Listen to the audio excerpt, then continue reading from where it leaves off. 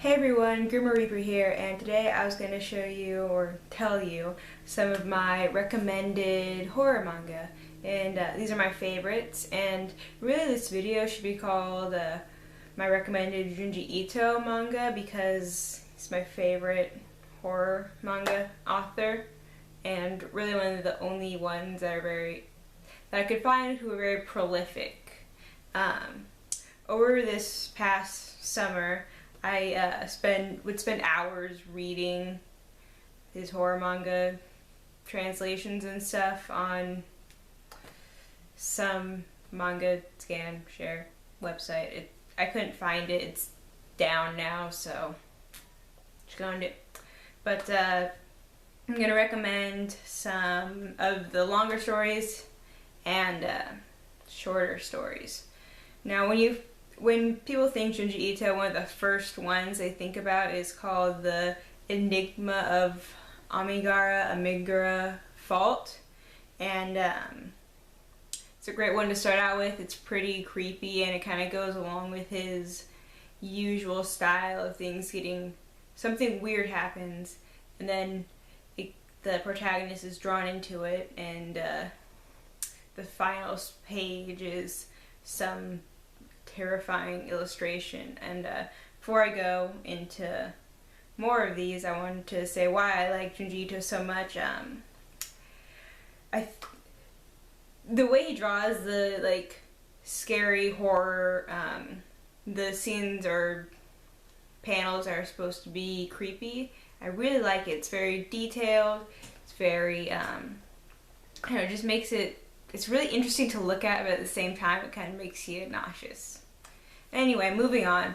So one of the long ones I recommend is called Black Paradox. I think I've also seen it called the Black Hole Paradox.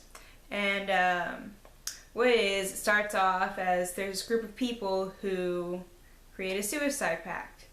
And so they're in a car, and there's two guys, two girls, and they all had some experience with a doppelganger, and they believe for that reason, and also numerous other their own motivations, they should commit suicide, and they fail. I'm not gonna go into too much detail on that, but long story short, they come across these round gem sphere like objects, and the story kind of revolves around those. I have them pulled up on my laptop, so if you see me going for it, that's what I'm doing. Another one that I really love is his adaptation of Frankenstein, and it's really, really long, but it's good. It's worth the read, and the last scene to me is really chilling, and the way it's illustrated, I think, brings so much to the story. And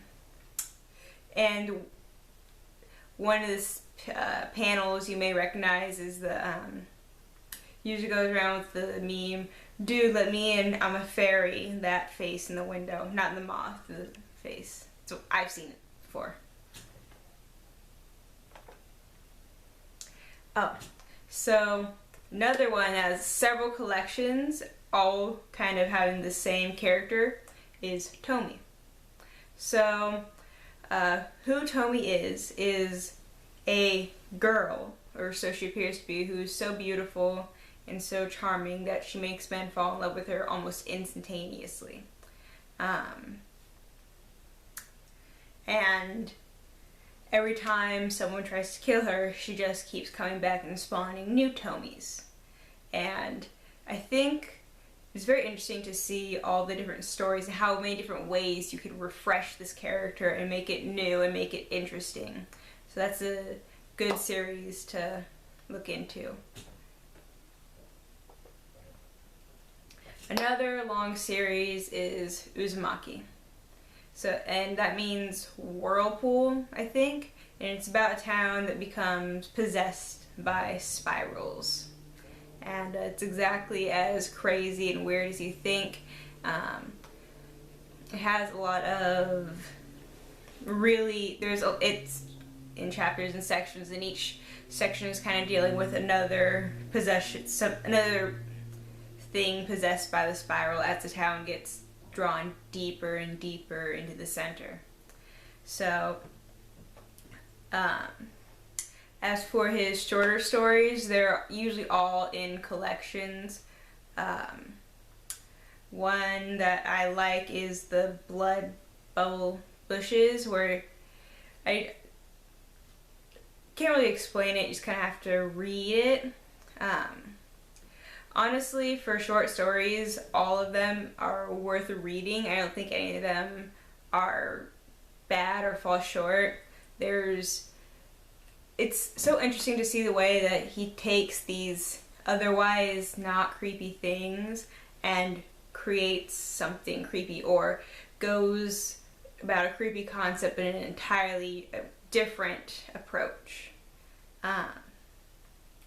So the last one I have today, and one that's not by Junji Ito, is called The Tiger in the Hills.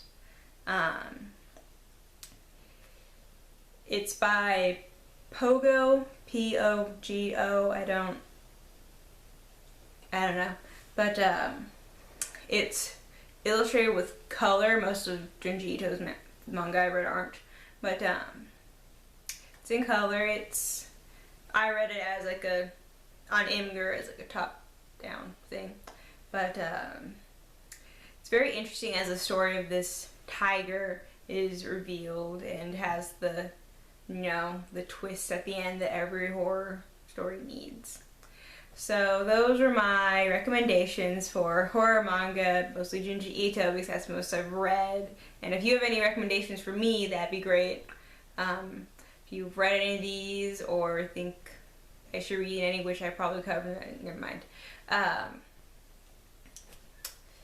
Yeah, so subscribe if you want to see videos similar to this one, like if you liked it, and comment down below if you had something to say. My next video will probably be about my recommended horror movies, and I might do one on my favorite Lovecraft short stories because I love me some Lovecraft. Clever, yeah, I know.